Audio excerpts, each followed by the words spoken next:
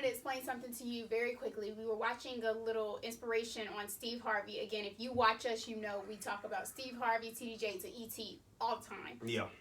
That's who we get our notes from. Those are people. Yes, those are our people. But we were watching him, and he gave this idea to write down 300 things that you want in life. Now, 300 things may not seem like a lot to you hearing it, but I promise you when you start writing it down, he tells you you'll get stumped on 75. Yeah. And 75. Why is that? Because he wants you to stretch your imagination. Yeah. Right? He understands what Steve Harvey has cracked the code. Mm-hmm. Right? A lot of successful people learn how to crack the code. And that code is following your imaginations. Yeah. Right? Following your imaginations plus research, you can have whatever you want. Right? Because your brain starts shifting. Once you get number 75, it's like, dang, what do I want? I don't want that much stuff. But you want a lot of stuff. You just got to actually be intentional and write it down. If you want a healthy marriage, mm-hmm. if you want successful kids, like whatever. If you want a Rolls Royce, whatever you want. With the stars in the ceiling. You write it down. Write it down. And he said something. He said if you read that list every night and every morning, mm-hmm. After a year has passed, he guarantees that 10% of the things you put on your list will be crossed off. At least 10%.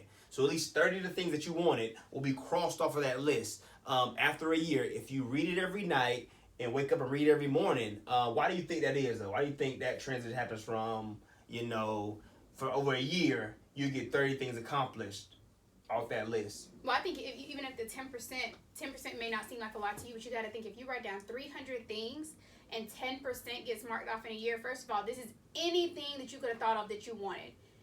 And when you wrote it down, you're more intentional on making it happen. So maybe the first year, it's not big things. Maybe it's not the Rolls Royce with the stars in the ceiling, or maybe it's not $1 million in the bank account. But you could have marked off spending a whole week with my grandparents. Maybe you don't do that anymore. Or you could have marked off making sure I get health physicals this year. Maybe that's something you don't do. Like, it could be really small things, but then when you go back and look at it, you'll feel accomplished because you'll be like, hey, it may have been small, but I got it done. And this is one thing that I wrote down that I wanted. And I think that's exactly what it is. I think what also plays a part in it too is your brain transitions to from I can't get those things, I can't obtain those things. Then you start thinking once it's on paper, like once it's defined on paper, once you write the vision and make it plain. Habakkuk 2:2, right? That's in the Bible. Write the vision, make it plain. Once you write the vision and you look at it, mm-hmm. Your brain goes from I can't do these things, and it transforms to how can I get these things? Mm-hmm. Like how can I afford this? How can I have a successful marriage? How can I raise successful kids? How can I get my kids in private school? Mm-hmm. Right? So you don't let things like money be a barrier. You find a way. Like you take the lack of resources and you find a way. You make it happen. Or you put a plan in place to acquire the resources to be able to do whatever you need to do. But your brain starts thinking, and the most powerful muscle that you have in your body. Like I am 100. I don't care. Like if you don't have no legs, if you don't have no arms, like if you don't have no ears, if you have a brain, right? If you wake up and your brain functions, each and every day, you have a chance to build something great, to do something great, to live your dreams. If you imagined it, I promise if you focus hard enough on it, that's the thing. It'll happen. Like if you imagine in your head your life being a certain way, mm-hmm. it will happen. That's kind of what Steve Harvey talks about, though. That's why I love people like Steve Harvey, because they challenge you to think. They challenge you to use your brain. They don't say, hey, look, this is one size fits all thing. Right.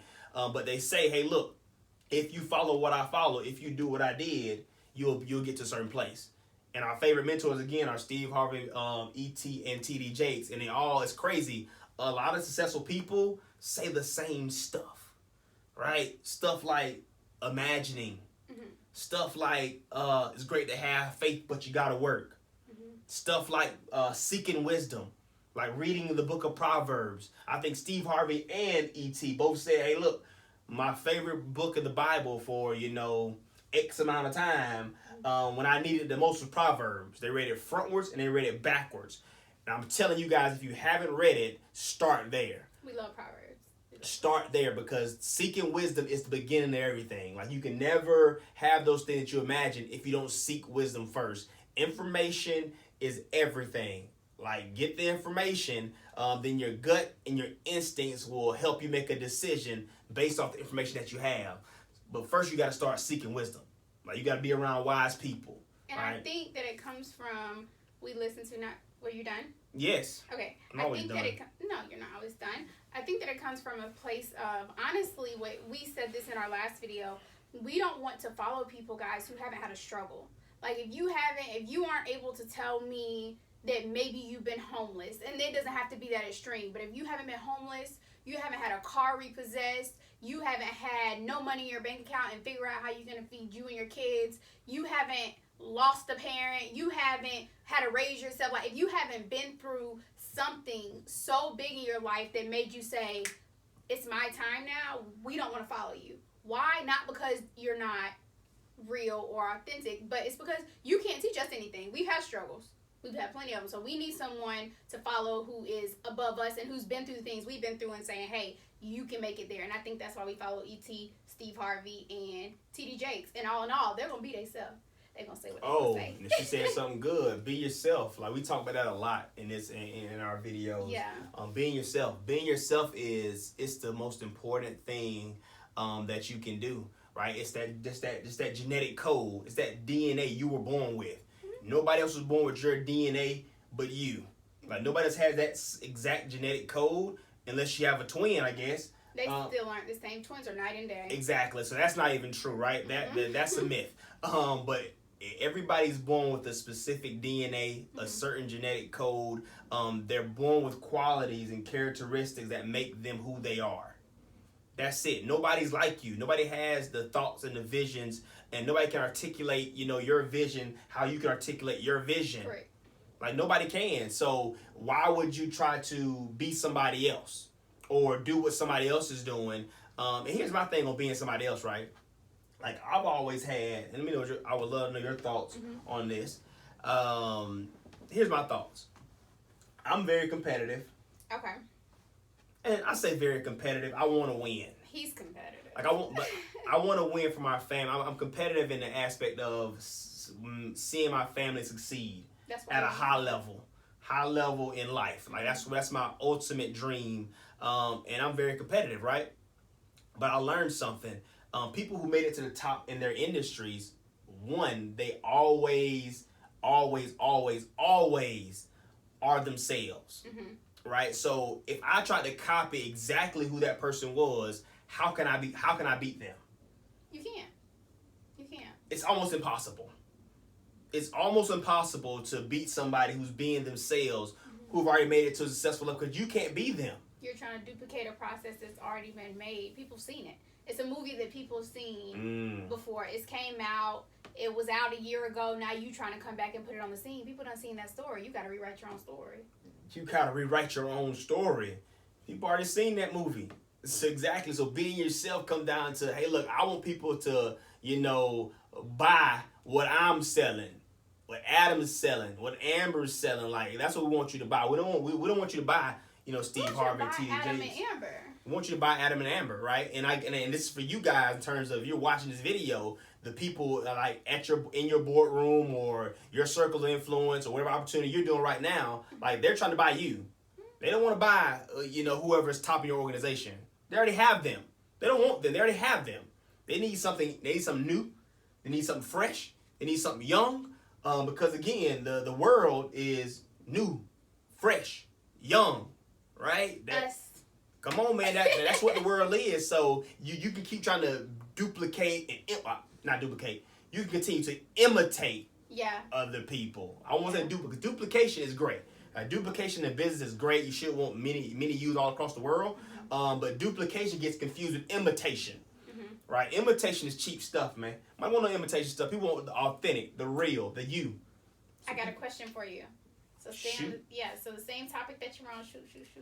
So why do people try to hide their story? Why do you think people who come up from maybe not the best living situation or their parents weren't graduates or whatever, why do you think they try to suppress their story and create a new version of them?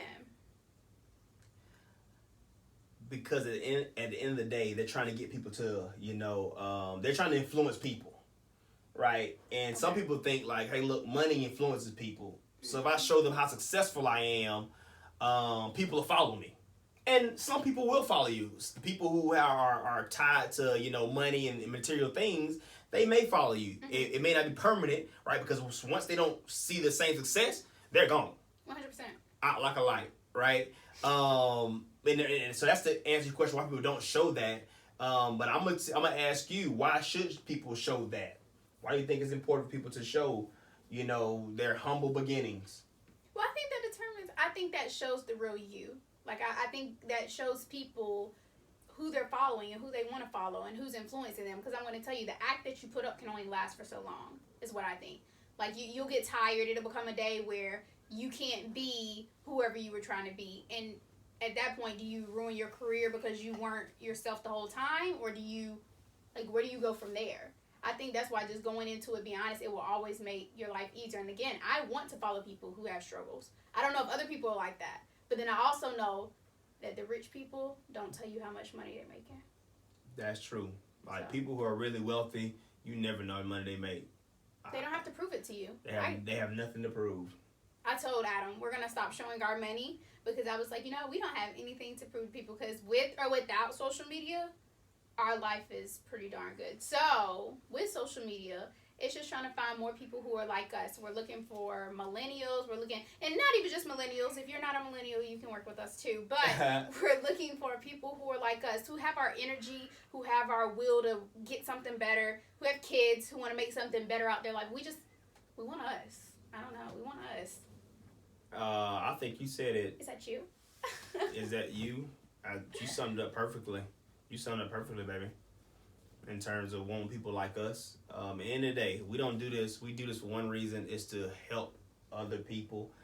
Because we found opportunity 2.5 years ago. We know this opportunity has played a huge part in our lifestyle.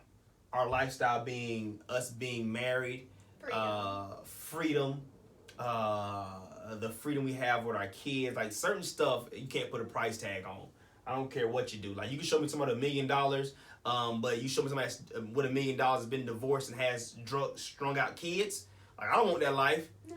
Because if you're only seeking, the money, right, God's going to give you the money. But he'll give you all the problems that come with it as well, too. I'm glad you said that. Right, understand that. And that goes back to people showing, not showing them true self, but showing the money and the success. Because some people say, you know what, I want that person's success. I want to be just like that person. And be careful what you wish for, right? Because you don't know what that person's not showing you. And you just might get it. You don't see the divorced wife. You don't see the strung out kids. Like, you don't see the kids that hate him, don't even like him at all because he doesn't spend any time with them. Like, you don't see that stuff. You just see, I got a Lambo, or I'm traveling across the country on business trips by myself. Like, where's your family, dude? When you get old and your diaper got to get changed, who changing your diaper? That's a good question. Come on, man. Who changing your diaper, man? You got a nurse changing your diaper, or you got your daughter changing your diaper? Or your wife changing your diaper? Or is that my daughter, my wife changing my diaper? You know what I'm saying? Get your diaper changed by somebody you love. Okay, so I really wanted to use this analogy today, and I don't think that Adam wanted me to use this one, but I told him, I was like, hey, Adam, I don't know. When we think of the business people that we want in our business, this is what I think about. So if you've ever been in a household, and if you never had a household with one bathroom, you will never understand this analogy that I'm about to give. But I grew up in a home with only one bathroom. Mm-hmm. So when you was going to the bathroom, y'all were all out of the house, and you're coming back, and 2 to 3 people say, I have to go to the bathroom when we get home. Mm. So now you're coming through the door, and you're running through the door, and now everyone who has to go to the bathroom, their stomach hurts, are fighting over that bathroom, who's going to get into it first. I told him that's the kind of people we need to work with us. Who's going to be fighting to get into that bathroom first and do what they got to do? And he did not want me to use that. No, I love that analogy, man. I love it. Because you know what that analogy shows? What? It shows a sense of urgency. It shows, hey, look, man, I don't want to mess on myself. Like, I don't want to poop on myself. Like, I don't want to miss the opportunity. I want you to say what you got to say. You don't want to what? I don't want to do what? I want to shit on myself? I don't want to shit on myself, dude. I don't want to make a mess in my clothes. Right, I don't want to miss an opportunity. Really? And go back and look back 5 years later and say, damn, I shitted on myself. Yeah. I wasted an opportunity and messed up my clothes. Right now I gotta do something else. So you're trying to rush to that bathroom. I love that analogy because again, it shows a sense of urgency. We want people who are feel like they're missing out on something. Like I want people who say like, you know what? If I miss this opportunity, like what am I gonna do? Like really ask yourself that. Like if I miss out on an opportunity to change, my lifestyle for generations, like we're talking generational wealth. Like understand, I want people to say, you know what? I can't miss that opportunity. Like I don't care. Like I need to get to the bathroom. Move out the way. I gotta use the bathroom. You gotta get out. Or I go outside and pee. Either one. You can go outside and pee today. You don't have to pee. You gotta poop. Oh, you gotta get to the bathroom. You don't want to mess up your clothes. But no, sense of urgency is important, man. Sense of urgency is important. And the fear of missing out is real. Like people the fear of missing out is so real. This is a video you'll watch and we'll save this video for years and years to come. Because I guarantee you 5 years from now, 10 years from now, we're going to have people who've joined an organization or did not join an organization. But they didn't take the opportunity as serious as we did. They didn't take the opportunity of going out selling insurance policy to protect families serious. They didn't take the opportunity of sharing the opportunity to other people to say, hey, look, man, you can live a different way. You can live a different life. You can have a great wife. You can raise good kids and still have money to do everything you enjoy doing. Yeah. Right? You can live that lifestyle, but it takes some sacrifice. And people don't want to sacrifice. So 5 years from now, people who didn't sacrifice will live with regret. 100%. Like that's what it is. If you don't sacrifice, you'll live your life in regret. That's what it comes down to. Like everything takes sacrifice. Everything takes discipline. There's a process to everything. But don't be the person, looking back saying, dang. The boat left the dock. I always say, man, don't miss this jet. The jet's taking off for land and don't miss the jet. We talking about probably a literal jet 5-10 years from now. Yeah, we talk about it all the time. We birds. We say all the time, honestly, if not this opportunity, what would we be doing? Guys, we're just looking for someone like you. If you want to work. But this is the opportunity to literally make you... The business that we're in is an opportunity that could give you an endless amount of income. And I know that sounds so crazy because you hear all these gimmicks on social media, whether it be credit or whether it be stock or whether it be insurance or whatever it may be. People will sell you on a dream and you get in and it's just nothing like you've heard. And I can promise you, we've been in some businesses where we've done pretty good, and I don't know. This is the best thing we've ever had. He walked out on me. This is fun.